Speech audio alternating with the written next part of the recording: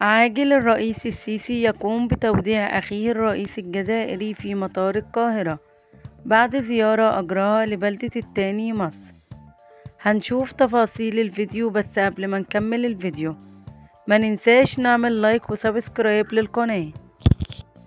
ودع اليوم الرئيس عبد الفتاح السيسي أخيه الرئيس الجزائري عبد المجيد تبون في مطار القاهرة الدولي، وذلك بعد زيارة العمل والإخوة التي أجراها لبلدة التاني مصر.